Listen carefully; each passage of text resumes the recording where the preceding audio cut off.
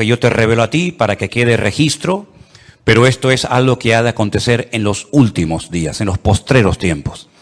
¿Y quién no sabe que ya estamos en esos postreros días? Cualquier musulmán le pregunta si ellos saben que estamos en los últimos tiempos. A cualquier judío, a cualquier cristiano con dos dedos de frente. Incluso a aquellas personas que no se definen como nada, pero te dicen, por ejemplo, cuando te los encuentras en la calle, esto va a reventar por algún lado. Esto ya no aguanta más. Algo va a pasar. Bueno, gracias al Señor, nosotros los creyentes podemos estar en paz en medio de la tormenta porque sabemos lo que va a suceder. Y para eso tenemos la palabra de Dios. Oramos en esta tarde, queridos hermanos, pidiendo la bendición de nuestro Dios para este mensaje. Te damos muchas gracias, Señor, una vez más, por esta oportunidad que nos das de aprender, de conocer las cosas que tú has dejado en tu palabra para mantenernos firmes en la fe, para saber cómo actuar, cómo comportarnos en estos tiempos peligrosos y difíciles en los cuales nos ha tocado vivir. Señor, abre nuestro entendimiento para que podamos comprender tu palabra y podamos en esta tarde, Señor, ser fortalecidos en nuestra fe, en nuestra comunión contigo, y que esta palabra sea de bendición para todos los que la van a escuchar, tanto hoy como en cualquier otro momento. Nos ponemos en tus manos y pedimos tu bendición en el nombre de Jesús. Y amén, y amén. Yo lo primero que me gustaría pedirles a todos ustedes, no solamente los que están aquí reunidos, sino también los que están en sus hogares y los que después van a ver estas reuniones. No sé si se han dado cuenta, pero en las últimas semanas han habido centenares, cientos de miles de personas que debido a todo lo que está ocurriendo se han metido seguramente en muchas otras páginas, ¿no? Pero yo hablo de lo que nos atañe a nosotros, a ver qué es lo que está sucediendo, a ver qué es lo que está pasando. Tenemos ya mensajes en nuestro canal de YouTube que tiene casi 4.000 mensajes. Tenemos mensajes que ya pasan de los 2, 3, 4, 5, 6, 7, 8, 9 millones de visualizaciones. Es algo increíble ver cómo Dios está despertando las conciencias de muchísimas personas en muchas partes del mundo, porque están realmente preocupadas, diciendo qué es lo que va a pasar. Yo ya digo, lo primero que les quiero pedir a todos ustedes es que mantengamos la calma, por favor. Veo a muchos creyentes nerviosos, angustiados, con miedo, y lo primero que tenemos que tener en cuenta es que el Señor es nuestra paz, que todo está bajo el control de Dios y que aquí no va a caerse ni una hoja de un árbol sin permiso de nuestro Dios. Así que mantengamos la calma, la serenidad, la paz y no dejemos que nada ni nadie nos perturbe. El Señor Jesucristo dice, en el mundo tendréis aflicción. Más claro agua, pero confiad, yo he vencido al mundo. Mi paz os dejo, mi paz os doy, no como el mundo la da. La paz de Cristo es una paz que a menos que tú la tengas no te la puedo explicar con palabras. Y mira que sé explicar muchas cosas y el Señor me ha dado, pues yo creo que algo de sabiduría para explicar muchas cosas de su palabra. Pero explicarte lo que es la paz de Cristo, sinceramente me faltarían palabras para poder explicarte lo que es vivir en cualquier momento y circunstancia de la vida, bajo la enfermedad de un hijo, bajo la muerte de un ser querido, en momentos de guerra, en momentos de necesidad, de crisis matrimonial, problemas de toda índole, explicarte lo que es tener en esas circunstancias la paz de Cristo, prácticamente es imposible hacerlo con palabras, a menos que usted tenga esa paz morando en su corazón. Así que, hermanos, recordemos lo que dijo el Señor, quiénes somos: la luz del mundo y la sal de la tierra. Si me permiten la expresión, guardemos la compostura en todo momento. Porque ahora se nos van a presentar muchísimas oportunidades y ocasiones para dar testimonio y explicarle a la gente, si es que lo sabes, lo que está sucediendo y cómo va a terminar todo esto. Porque la Biblia no solamente te dice cómo va a empezar todo, cómo se va a desarrollar los acontecimientos, sino que además te dice cómo van a terminar los acontecimientos. Y lo que de entrada te puedo decir es que el mundo nunca más volverá a ser el mismo a partir del 7 de octubre. Nunca más Oriente Medio volverá a ser lo que fue. Europa nunca más volverá a ser lo que ha sido. El mundo espiritual ha cambiado radicalmente. Te lo voy a intentar explicar esta tarde. Porque todo lo que nosotros vemos que está sucediendo en este nivel, en esta dimensión de lo natural, es simplemente, como he dicho muchas veces, y lo repito, un reflejo del mundo espiritual. El mensaje de hoy yo lo he titulado ¿Palestina o Israel?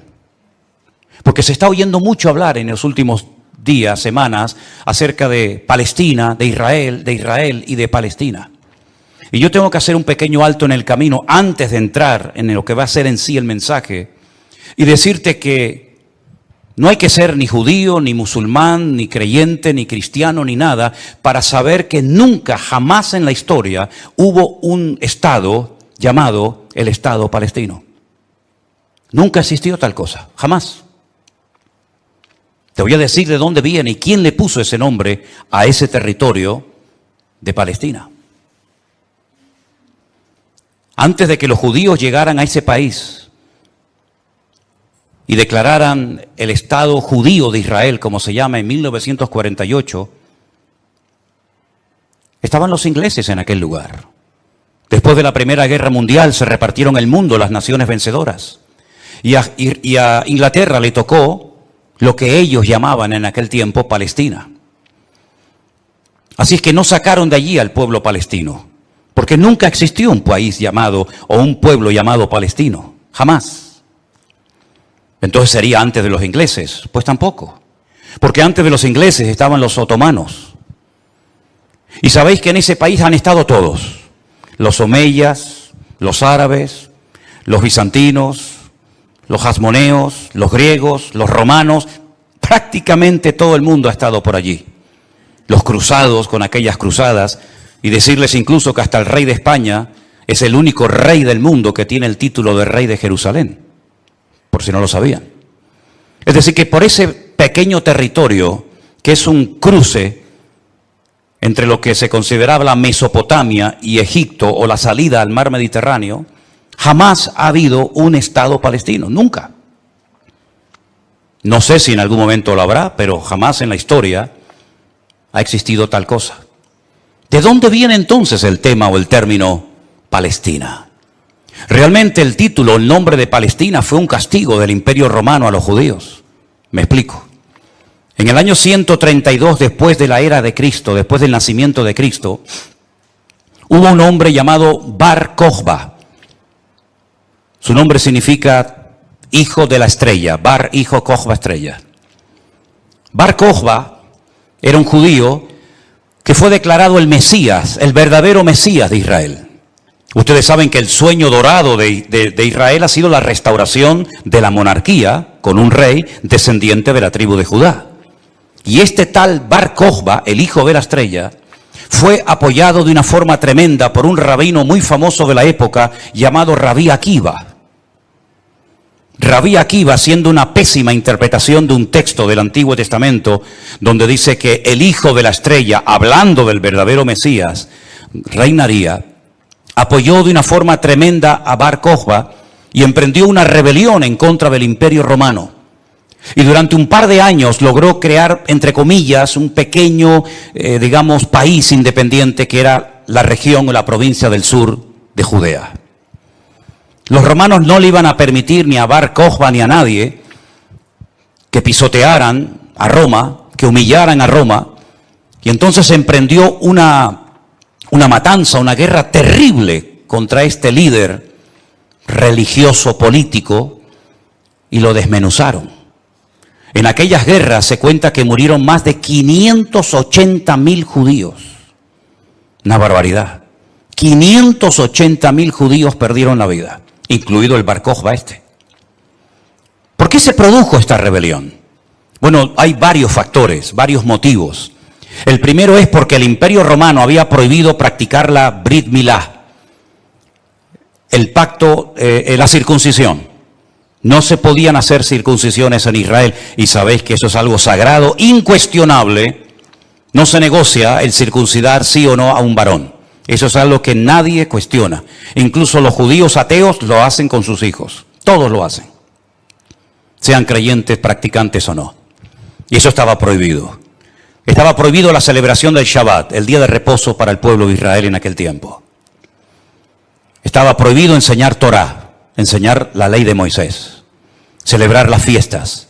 Y para colmo, como ya Jerusalén había sido destruida, totalmente destruida en el año 70 por el hijo del emperador Vespasiano, Tito, la destruyó y cumplió la profecía que Cristo había dicho en Mateo capítulo 24. ¿Veis todo esto? No quedará piedra sobre piedra que no sea destruida. En el año 70 se cumplió literalmente esa palabra profética que Cristo le había dicho a sus discípulos y que la encontramos en Mateo 24, y la ciudad de Jerusalén fue destruida completamente, incluido lógicamente el templo. Los tesoros del templo, que eran incalculables, se llevaron a Roma, y su padre, Vespasiano, construyó un templo, pero a la muerte, el famoso Coliseo romano, que todavía lo pueden visitar los que quieran.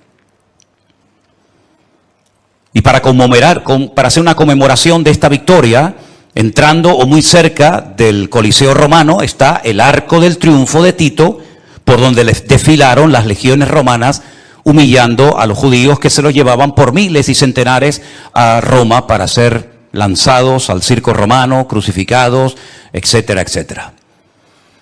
No solamente ocurrió eso, sino que para más INRI, para más humillación, lo que hizo el emperador Adriano fue cambiarle el nombre a la ciudad de Jerusalén. Subió a lo alto de donde estaba el templo, que es el monte Moriah, donde actualmente está el Domo de la Roca, y al lado la mezquita famosa de Al-Aqsa. Y allí puso un templo a Júpiter, una de las divinidades más adoradas y queridas de Roma. Y le cambió el nombre de Jerusalén por Aelia Capitolina. Y ese fue el nombre que le pusieron. Esto fue una humillación tan grande que no pudieron soportar semejante humillación parte de la tribu de Judá que estaba todavía en aquel tiempo allí, que decidieron emprender una rebelión en contra de Roma. Y en el 132, este hombre, Bar Kokhba, se atrevió a plantarle cara al Imperio Romano. Y durante un par de años tuvo, éxito, pero finalmente fue despedazada y arrasada completamente ese país. El rabino que lo apoyó, el rabí Akiva, lo llevaron a Cesarea la Marítima. Digo la Marítima porque sabéis que en los tiempos de la Biblia había dos ciudades que se llamaban Cesarea, Cesarea de Filipo al norte y Cesarea la Marítima al lado del mar Mediterráneo. Y allí con peines de hierro al rojo vivo le arrancaron toda la piel y lo torturaron hasta la muerte a rabí Akiva. Y ya se acabó cualquier otra posibilidad de rebelarse, de levantarse contra el Imperio Romano. Queda un pequeño reducto de judíos, rebeldes, pero bueno, ese es tema para otro día. Y entonces, para humillar más a ese país, para que nunca nadie pudiera recordar que un día hubo una ciudad llamada Jerusalén, que ahora se iba a llamar, ya hacía años que se llamaba Aelia Capitolina, al país se le puso Filistea, tierra de filisteos. Y de ahí viene el origen de la palabra Palestina.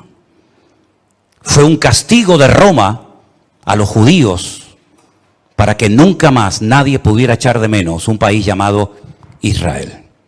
Y esa es la historia del nombre Palestina. Y por allí, han pasado todas las civilizaciones, culturas, religiones, imperios, cruzados, etcétera, etcétera. Pero nunca, a pesar de que Roma le puso a ese país Palestina o tierra de filisteos, jamás hubo un estado propio, gobernado, libre, independiente, llamado el Estado de Palestina. Jamás lo ha habido, nunca. Y no hay ni que ser cristiano para entender esto. Cualquier persona lo sabe perfectamente.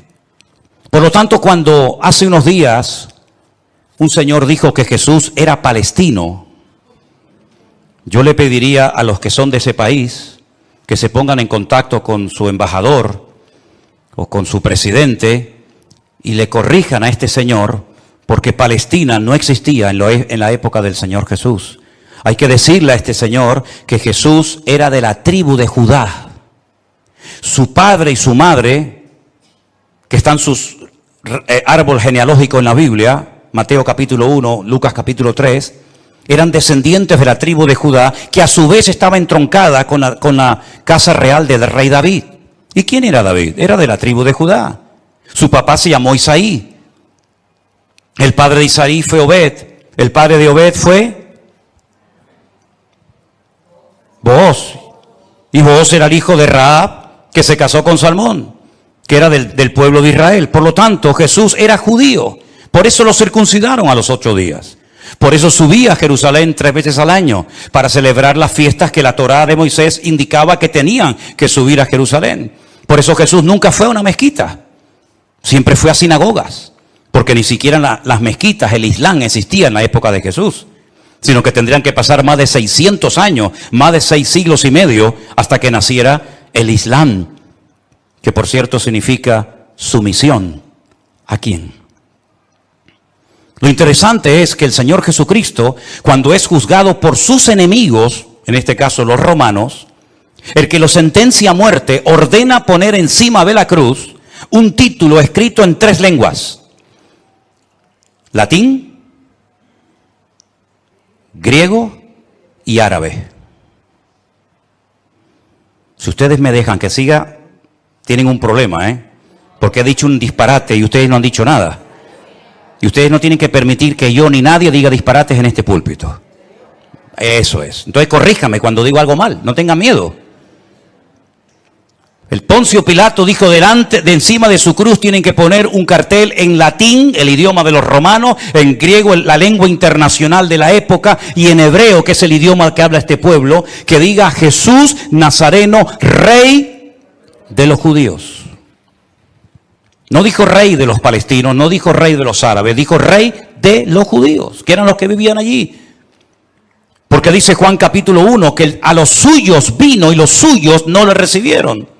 Y los suyos eran judíos que estaban viviendo en aquel momento bajo la opresión, bajo el yugo del imperio más terrible que jamás ha existido y el más longevo, que fue el imperio de Roma. Así que de ahí viene todo esto del nombre Palestina y filisteos y todo esto, queridos hermanos. Pero nunca, repito, ha existido un Estado palestino. Cuando en 1948 las Naciones Unidas decidieron partir el país en 2, Israel dijo, estamos de acuerdo.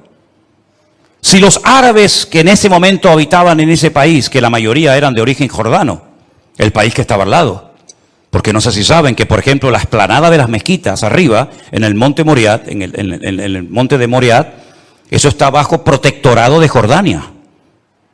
Y cuando tú ves a los ancianos caminando por las calles de la ciudad vieja de Jerusalén, la mayoría de ellos llevan un pañuelo de cuadraditos blancos y rojos, que es el pañuelo de Jordania. Porque Palestina no representa a nadie, sino ellos eran de origen jordano, ¿verdad? Y es interesante notar que Israel en ese año decidió quedarse con los territorios que las Naciones Unidas decidieron darle. Y los árabes dijeron rotundamente no, que yo digo, si hubieran sido listos en ese momento, hubieran dicho, vale, nos quedamos con la mitad y ya con la mitad, ya que es mía, después podemos hacer otro tipo de presiones, pero por lo menos ya tengo la mitad. Y es que si dices que no, al final no vas a tener ni lo que tenías. Durante todos estos años, desde 1948 hasta hoy, ese país siempre ha estado en guerra, o preparándose para una guerra, como dicen allí. Y la cruda realidad es que ese pequeño pueblo ha ganado todas las guerras, no ha perdido ni una. Ha desbaratado naciones tremendamente poderosas con un poderío militar espectacular. Y cada vez que gana, lógicamente, extiende el terreno. No podían entrar los judíos a la ciudad vieja de Jerusalén. ¿Saben la tortura que es para un judío estar viviendo en Jerusalén y no dejarte entrar a la ciudad de Jerusalén y poder acercarte y tocar el Kotel Hamarabí, el muro de los lamentos, para orar a Dios? No podían hacerlo. Desde 1948, que entraron allí, hasta 1967, en la guerra famosa de los 6 días, los judíos veían de lejos. Por eso cuando ustedes van a Jerusalén se van a dar cuenta que las casas que están más en alto son las que le permitían al judío poder ver el monte del templo, porque no podían acercarse a tocarlo, ni a mirarlo. Y no solamente desde 1948, desde hace muchos siglos tampoco podían estar allí. Y al final recuperaron la ciudad de Jerusalén. Pero todas y cada una de estas guerras siempre ha cambiado la atmósfera, el mundo espiritual, siempre. Porque algo que tenemos que tener presente es que el mundo natural refleja lo que está pasando en el mundo espiritual, ni más ni menos. Y me gustaría con algunos textos de la Biblia demostrarles que el mundo espiritual es tan real como este mundo en el cual nos movemos tú y yo como pez en el agua. En el libro de Daniel, en el Antiguo Testamento, este hombre está cautivo en Babilonia. Las tribus del sur, Judá y Benjamín, han sido derrotadas, han sido humilladas por las tropas de un tal rey Nabucodonosor. Son llevadas cautivas por 70 años a Babilonia. Algunos se preguntarán, ¿y por qué fueron llevados cautivos a Babilonia justamente 70 años? Bueno, primeramente por su desobediencia, por su rebeldía, por no haber querido arrepentirse.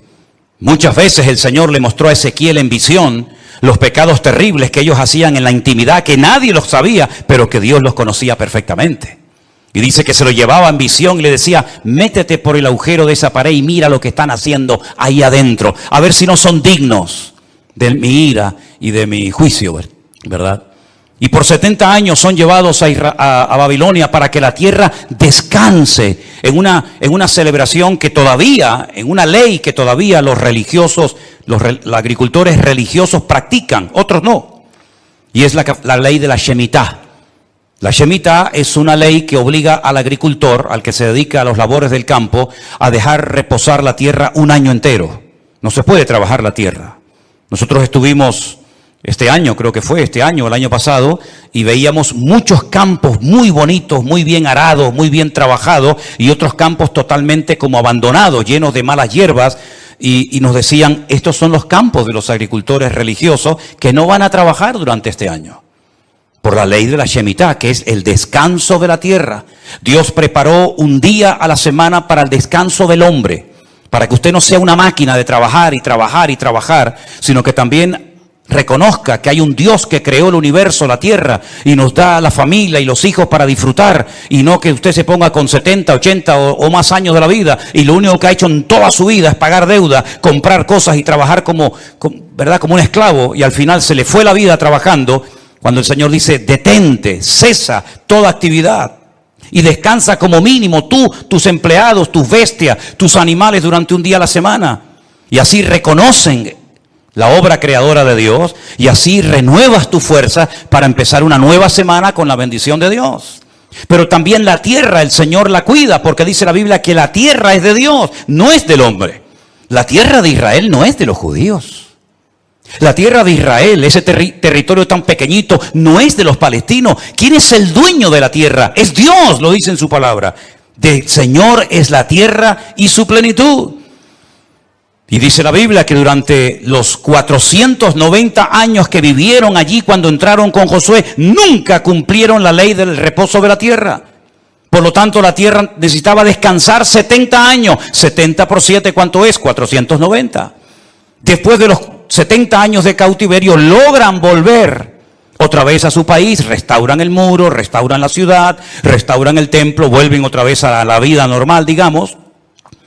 Pero sin embargo, antes de salir, hay un hombre llamado Daniel que escribió un libro extraordinario, donde él nos habla de cosas que habían ocurrido, que les habían llevado a esta situación terrible, y cosas que iban a ocurrir en el futuro.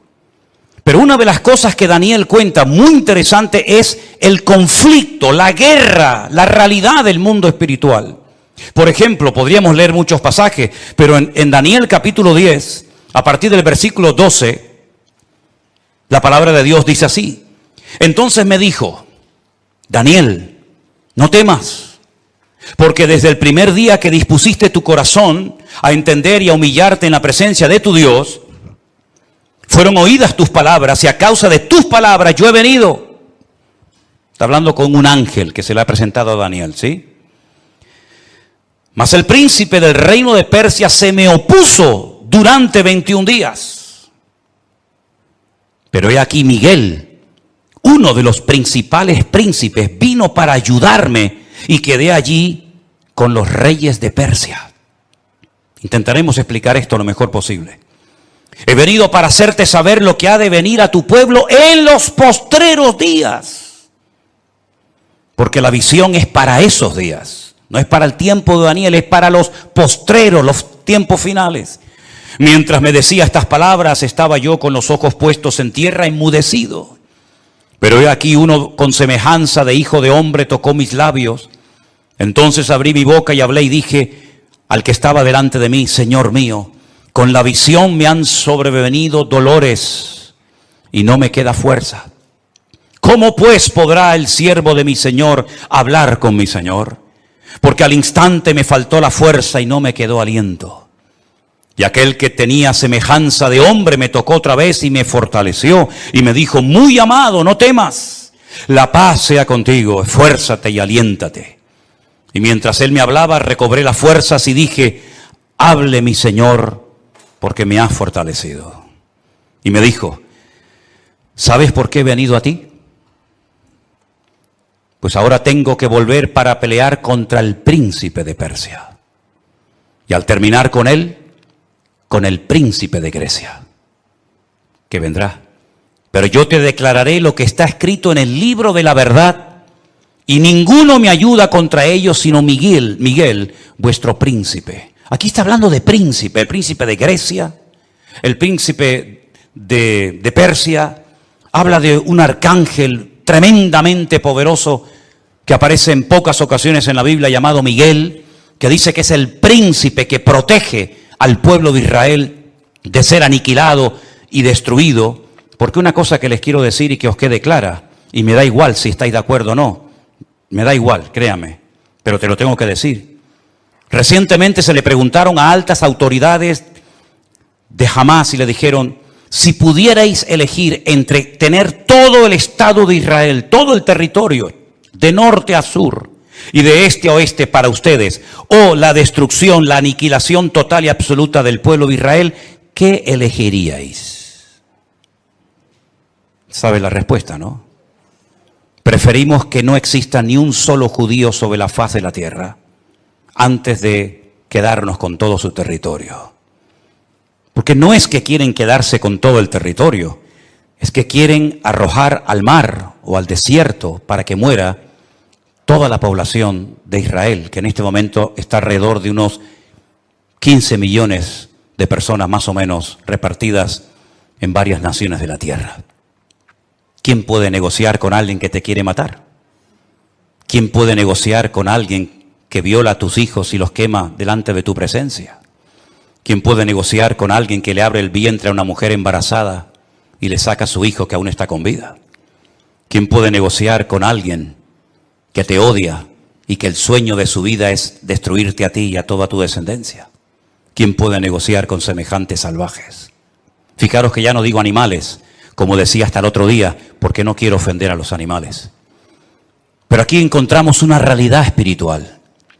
Daniel estaba orando, estaba ayunando por 21 días, 3 semanas seguidas, y la respuesta a su oración no venía la respuesta a su oración. Y finalmente se le presenta un ángel y le dice: desde el primer día que te pusiste a orar, tu oración llegó a la presencia de Dios. Y entonces, ¿por qué no vino la respuesta? Porque el príncipe de Persia se me oponía. Había interferencias, por decirlo de alguna manera, en el mundo espiritual. ¿Quién es el príncipe de Persia? Un poder espiritual, un príncipe de las tinieblas que no quería que Daniel recibiera la revelación y la información de lo que le iba a pasar a su pueblo a corto y a largo plazo. Y con esto coincide lo que se ha leído esta tarde desde este mismo púlpito, la famosa armadura del cristiano en Efesios capítulo 6. Donde el apóstol Pablo dice: nuestra lucha ahora como creyente no es contra sangre y contra carne, no. Esa ya no es nuestra batalla, esa ya no es nuestra lucha. Nuestra lucha, que existe y es real, es contra principados y contra potestades, contra los gobernadores de las tinieblas, contra huestes espirituales de maldad en las regiones celestes. Y por eso Pablo describe la armadura del soldado romano, pero dándole como una aplicación para que el cristiano pueda vivir en todo momento bien armado, bien preparado, bien listo para poder enfrentar ese conflicto espiritual que todo creyente sabe perfectamente que está librando. Fijaros que las últimas palabras del apóstol Pablo cuando escribe a Timoteo le dice: he peleado la buena batalla, No ha sido fácil llegar hasta la meta, Me han torturado, me han apedreado, me han puesto en la cárcel, etcétera, etcétera. Y he peleado la buena batalla. Y he acabado la carrera. A Timoteo, cuando está pasando un momento de desánimo, de caído en su espíritu, por las presiones y las luchas que está llevando a cabo en la iglesia, que está pastoreando en Éfeso, le dice, pelea la buena batalla. Echa mano de la vida eterna. Sufre penalidades como buen soldado de Jesucristo. Yo sé que por ahí se ha predicado un evangelio aguado, un evangelio donde ven a Cristo y todos los problemas se te van a solucionar. No es verdad. Dios te va a dar gracia, paz y fortaleza en medio de los problemas. Pero muchos problemas no van a desaparecer por el hecho de que ahora usted se ha convertido a Cristo. Si le han predicado otra cosa, no es mi problema, pero sí es mi responsabilidad decirle que la vida no es fácil, ni para el ateo ni para el creyente.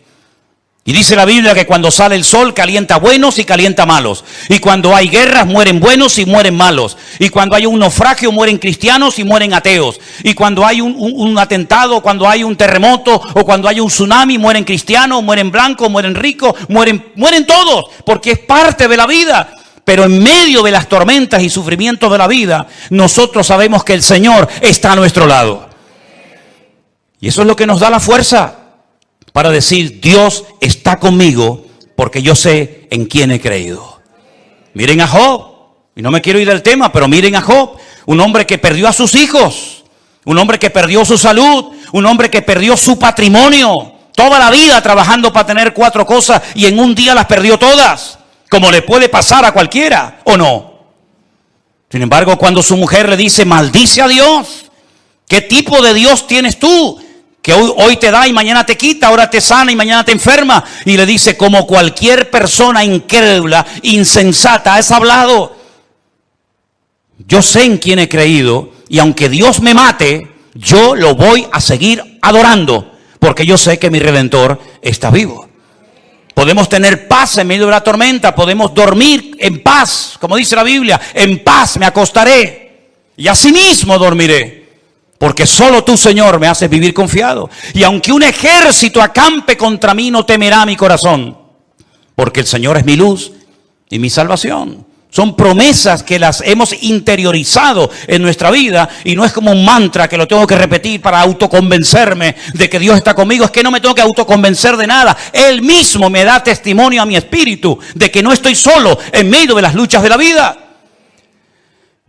Y el pueblo de Israel no es que sea el mejor pueblo del mundo, Yo no estoy aquí para hacer, digamos, una disertación a favor de unos que son muy buenos y otros que son muy malos. Yo no estoy aquí representando a nadie. Yo solamente represento a mi Dios. Y mi Dios no se casa con nadie. Y mi Dios ama a todo el mundo por igual. Y mi Dios no hace acepción de personas. Y todos los seres humanos, me da igual son palestinos, o son judíos, o son canarios, o son latinos, o de donde sea. Todos los seres humanos tenemos que arrepentirnos delante de nuestro Dios por nuestros pecados. Y aquí no hay ni buenos ni malos, sino que aquí cada uno tiene que ser consciente de que no hay justo ni aun uno delante de la presencia del Señor. El mismo Señor Jesucristo, y hoy lo leía en el Evangelio de Mateo, le decía a los judíos, si no os arrepentís, todos pereceréis igualmente. Por lo tanto, mis queridos hermanos, lo importante es saber que estamos en una guerra espiritual porque estamos a punto, y lo vamos a ver, que todo va a cambiar. La película que hemos vivido hasta el día de hoy, nuestra vida ha sido como una especie de película, con diferentes actores, diferentes escenarios, ¿verdad? El escenario va a cambiar completamente. Los actores van a cambiar.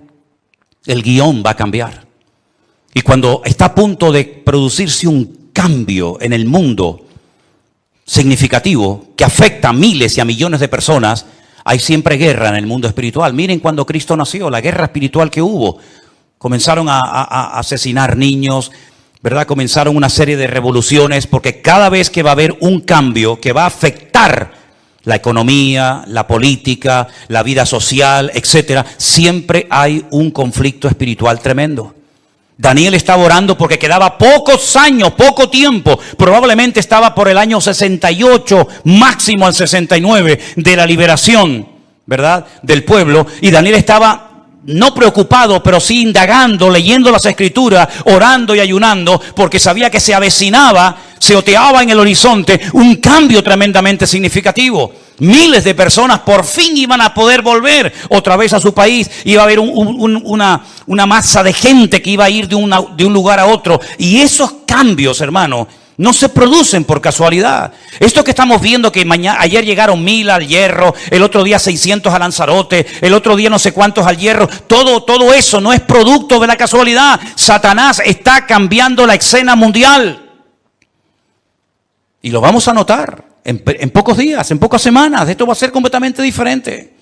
Y los que tengamos la oportunidad y el privilegio de volver a Israel, porque vamos a volver a Israel, no nos vamos a encontrar al Israel que hemos conocido por más de 20 años.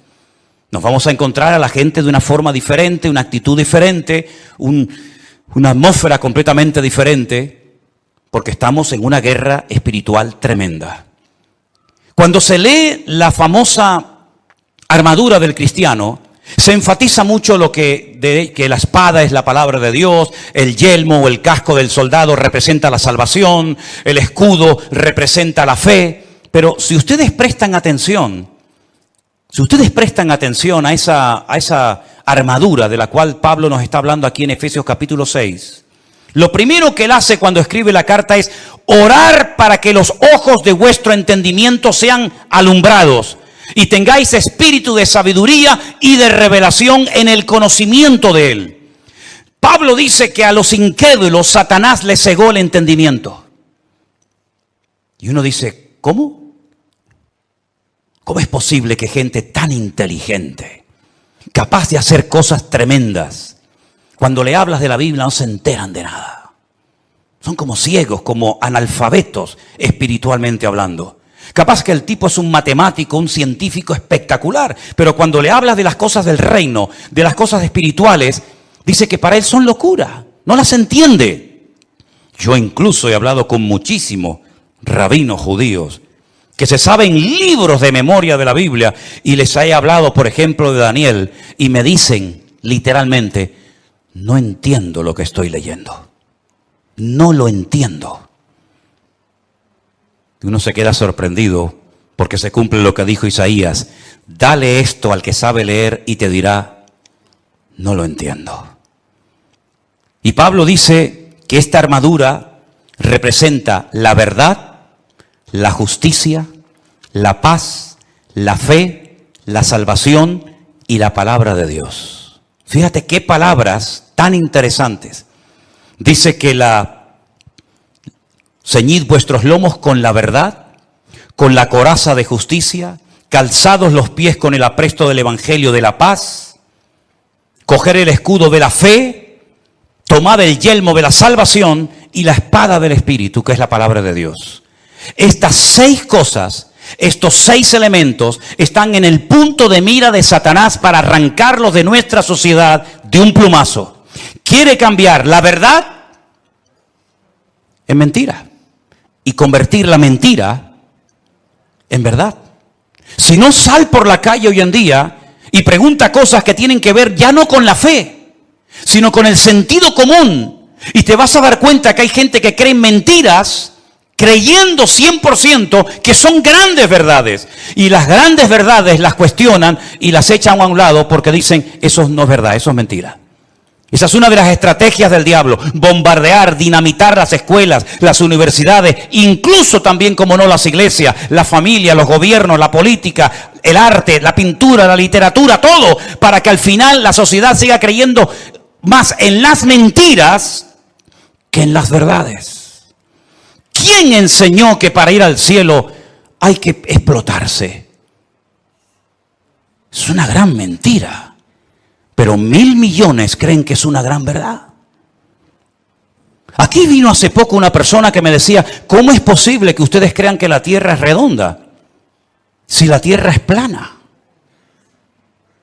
Yo decía, pero ¿me está hablando en serio este hombre? Quiere quitar la verdad y convertirla en mentira. La justicia la quiere convertir en injusticia. De hecho, muchas veces hay más sentido común, más sentido de la justicia en la calle, en la sociedad, hablando en una cafetería o en un bar, que cuando ves un acto supuestamente de justicia, que es una tremenda injusticia. Cuando a una persona se le meten en su hogar y no los puedes echar porque no tienen dónde vivir. Y no les puedes cortar la luz y el agua porque es un delito si le corto a un ocupa en mi casa la luz y el agua, que han convertido la justicia en injusticia. Ya no tiene derechos el propietario, ahora tiene derechos el que usurpa la propiedad ajena. ¿Eso es una justicia? ¿Eso es justicia? Quiere cambiar la paz en guerra, cosa que sabe hacer perfectamente. La fe en incredulidad, la salvación en muerte y en desesperación eterna, y la palabra de Dios por cualquier cuento que cuenten por ahí, dándole más credibilidad a las mentiras que al libro eterno llamado Biblia o palabra de Dios. ¿Qué te parece? Estamos viviendo en tiempos peligrosos porque dice Daniel capítulo 7 verso 2 que los vientos han comenzado a soplar en el gran mar. Miren ese versículo. Daniel dijo, miraba yo en mi visión de noche y he aquí que los 4 vientos del cielo combatían en el gran mar. En la Biblia, el gran mar es el mar Mediterráneo. Es el mar que toca muchos países europeos y también del norte de África. ¿Y de dónde se levantará un personaje siniestro que tendrá un poder tremendo? Económicamente hablando, políticamente hablando, económicamente hablando, del antiguo territorio que ocupaba el reino de Roma. Todo lo que es el norte de África, parte de Oriente Medio y todo lo que es Europa, hasta lo que se conoce como finis terrae, el fin de la tierra para los romanos hace 2000 años. Y dice que en ese gran mar, él vio como 4 vientos, que son demonios, comenzaban a soplar de tal manera que comenzaron a levantarse animales. El resto del capítulo no lo voy a leer, pero dice que comenzaron a levantarse animales. Se levantó un leopardo con alas, se levantó un oso con unas costillas en la boca, se levantó un león con alas, se levantó una bestia indescriptible de esa zona donde soplaban los 4 vientos. Y comenzaron a levantarse esos animales que representaban imperios, poderes políticos que iban a afectar la vida de miles y de millones de personas a lo largo de la historia. ¿Cómo podía saber ese hombre cuando todavía no existían ni los medos persas, ni los griegos, ni los romanos, que se iban a levantar esos imperios siglos antes de antelación? Es que la Biblia se anticipa en el tiempo y en el espacio, demostrando que Dios es un Dios veraz y que siempre sabe lo que va a suceder porque Él controla la historia. ¿Cuántos dicen amén? Y vemos varios vientos en la Biblia. No tengo tiempo para extenderme en todo esto, pero ¿cuál fue el viento que destruyó la barca de Pablo o el barco de Pablo? ¿Cuál fue el viento ese? Es el viento que golpeó contra un creyente, contra un representante del cuerpo de Cristo, el Euroclidón. El Euroclidón destrozó la nave de Pablo y Pablo tuvo que ir a tierra a calentarse y a salvar la vida.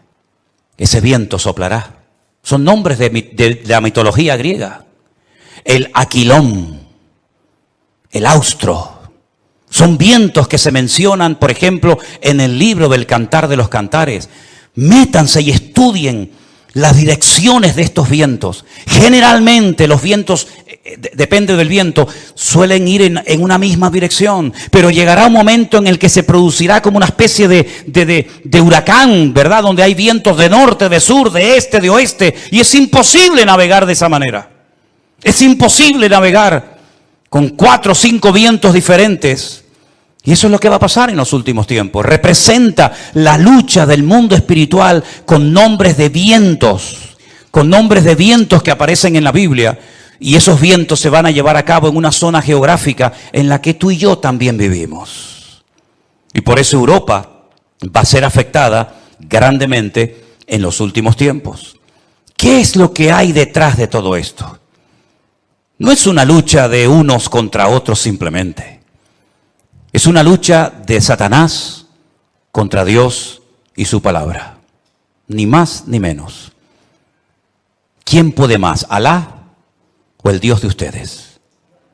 ¿Quién puede más, el Corán o vuestra Biblia o Torá? Es una lucha de tipo espiritual. Y si no estamos velando y orando, no vamos a saber cómo comportarnos, cómo actuar en este tiempo, porque algo muy importante que lo vamos a ver ahora en un momento en la pantalla, es cómo Satanás a lo largo de la historia, como una especie de camaleón, si me permiten, ha ido adaptándose a los tiempos, a las culturas, a las tradiciones, y de esa manera ha ido preparando el escenario para esta escena final que tenemos en el horizonte. Todavía la guerra fuerte que nos habla Ezequiel 38 y 39 aún no ha empezado. No es esta que estamos viendo ahora. Todavía viene otra peor, para que lo sepan. Cuando Gog, príncipe de Mesec y Tubal, vienen del norte con 200 millones de soldados para destruir al pueblo de Israel. Porque de esta Israel volverá a salir con muchas pérdidas humanas, con mucha sangre derramada, pero aún viene la peor, que la Biblia dice en qué momento se va a producir, qué naciones van a intervenir, por dónde van a atacar, cómo va a terminar, cuánto va a durar, etcétera, etcétera. Pero tengo una lista que se la voy a poner ahí en la pantalla. Espero que estas características del diablo de los últimos tiempos las tengan en cuenta, porque esta es la forma como Satanás ha decidido actuar en nuestra generación. Primero, lograr los objetivos deshumanizando a la humanidad. Eso ya es una realidad entre nosotros. El objetivo, lo que se pretende alcanzar, está por encima de cualquier precio de vida humana. Si mueren 1000, da igual, traemos otros 1000. Si son 10.000, traemos otros 10.000. Es como cuando los romanos estaban al pie de la montaña de Masada. ¿Se acuerdan en Masada, en el desierto de Judea?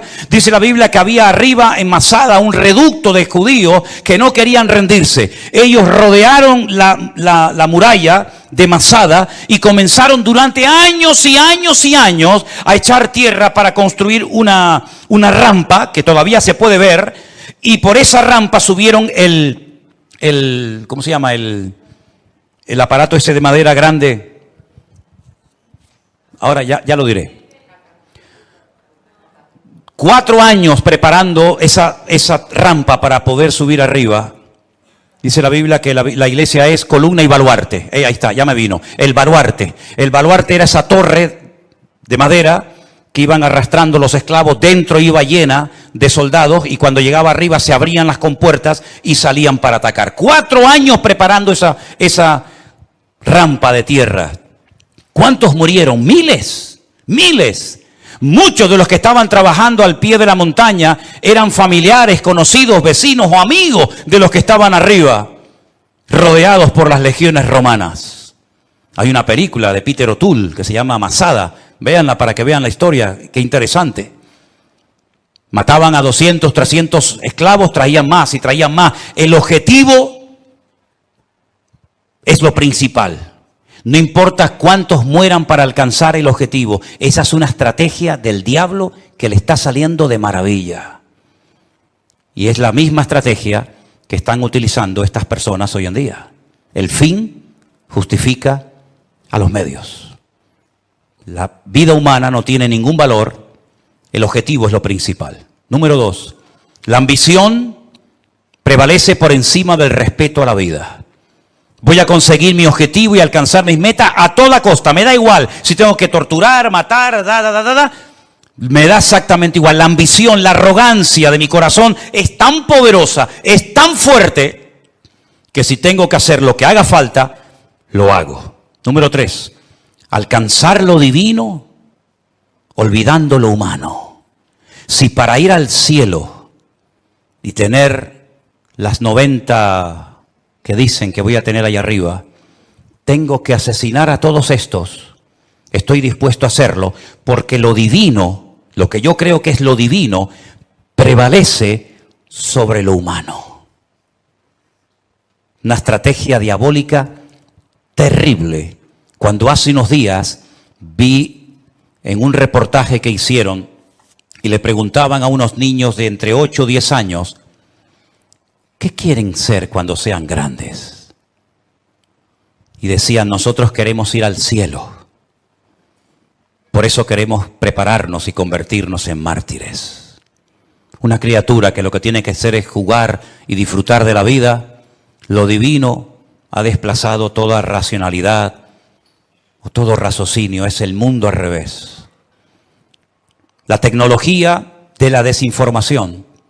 España es número 1 en esto, España es capaz de ponerte una imagen que no tiene nada que ver con lo que está hablando. De hecho, ha habido a veces en varias cadenas de televisión en España que están hablando de un conflicto X, de una situación cualquiera que sea, y ponen unas imágenes de hace años que no tiene absolutamente nada que ver con lo que ellos están contando en ese momento. Como tienen el poder de quitar, de poner, de añadir, de ese, etcétera, y cuando venga la inteligencia esta que llaman, ¿cómo es?